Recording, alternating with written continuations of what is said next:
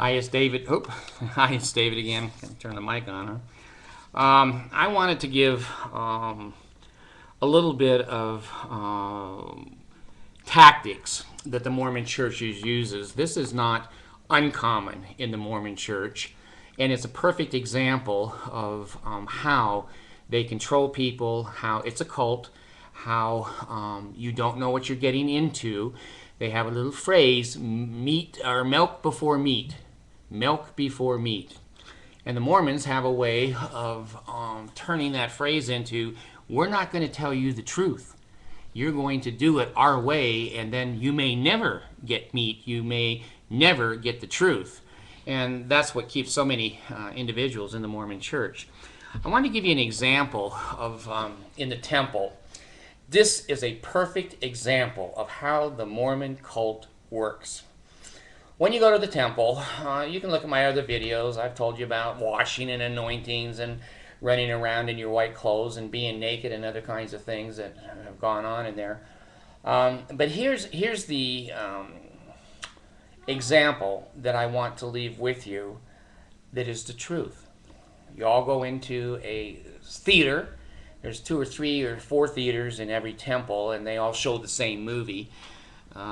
And the movie is about the plan of the earth and how God made the earth and things right out of the Bible. There's nothing new or exciting about the temple movies.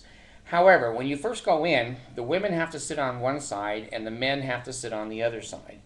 And of course, you have to bring in all of your robes and your apron and your hats and the paraphernalia that you're going to use for this particular ceremony and session. Now, at the very beginning of the session, we've never been in there before. You know, a lot of us have never gone to the temple. It's the first time that we're going, and we're kind of sitting there all amazed because we had to run around naked downstairs, and we noticed that there's lockers that have locks on them downstairs, and we thought, well, who would be stealing in the temple? Well, there's some of the reality of the Mormon Church right there. So the girls are sitting on one side, the boys are sitting on the other side, and before the session starts, before you know what they're going to say, before you know when you raise your right hand to the square and promise before God, angels, and these witnesses at this altar, before you know anything, the guy in the front says, "Welcome to the temple today." I mean, these are really exciting people who run the temple.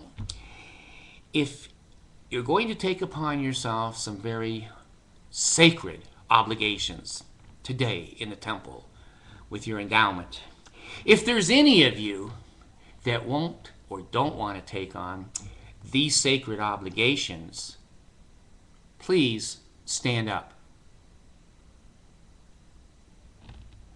You're in a group about 45, maybe 60 people. Are you going to stand up?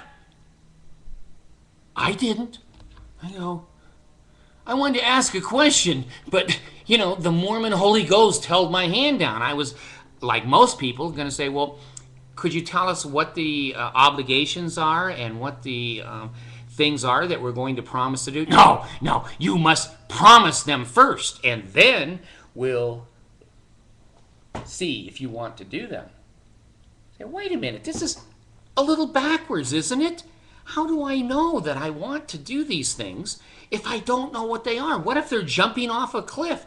What if they're wearing magic underwear day and night for the rest of my life?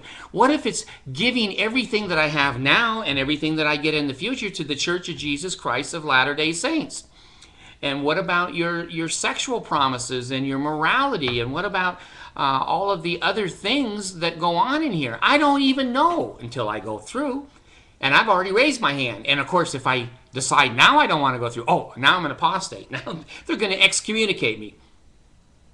Does this make sense to you? It doesn't to me. But I did it. Been a Mormon for over 50 years. Resigned, been out about 8 years, 7, 8 years. Been to the temple worker, endowed 3 times, did temple work. Never got excommunicated, never been in front of a council, never had anyone hurt my feelings. I just simply looked at this kind of crap in the Mormon Mitt Romney, Utah. And I said to myself, this does not make any sense. I'm out of here. Homie, don't play that. Homie, don't play that.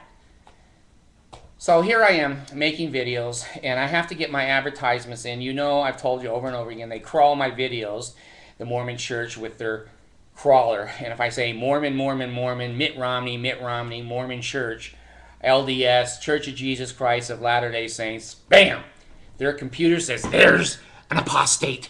There's an apostate. Put an ad on his computer that people who listen to his crap will see us at his neck.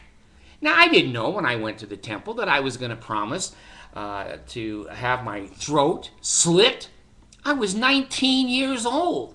I wasn't thinking too much of having my throat slit. They used the thumb.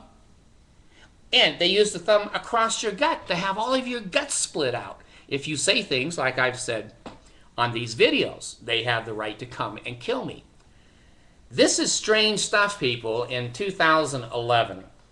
It's strange stuff. So, the Mormons say, oh, you have your free agency. No one is forced to go to the temple. And you could have got up and walked out. Who's going to walk out if they haven't seen the trailer, or if they haven't seen, what is it that I'm going to promise? Oh, we don't tell you that. That's sacred. That's sacred. We don't, and it's secret. We're not going to tell you that. We want you to go through first and promise. And see, you never stood up. We tricked you. You never stood up and left the session. So you're under those sacred obligations, and we can slit your throat, or penalties slit your stomach. Now, the penalties have been there for, who knows, 170 years. In the penalty phases now of the temple, they have taken out the direct slitting your throat and slitting your stomach. That was about 1999 or so. And because, again, the Mormon Church realizes the stupidity and the comedy that the society looks at to them, they try to mitigate that. So anyway, this has not changed, to my knowledge, in the Mormon temple. You have a chance to get out at the beginning, not at the end. You should have a chance to get out at the end when you find out they want to slit your throat, cut your stomach, and you got to give your cars, your houses, your money, your bank accounts, your 401k to the Mormon Church. Whoa, I want out. See? They trick you. They're clever. Don't underestimate them. Don't underestimate the Mormon Church. They have been around for a while, and they have experts in psychology, and they know how to trick people. Don't be tricked.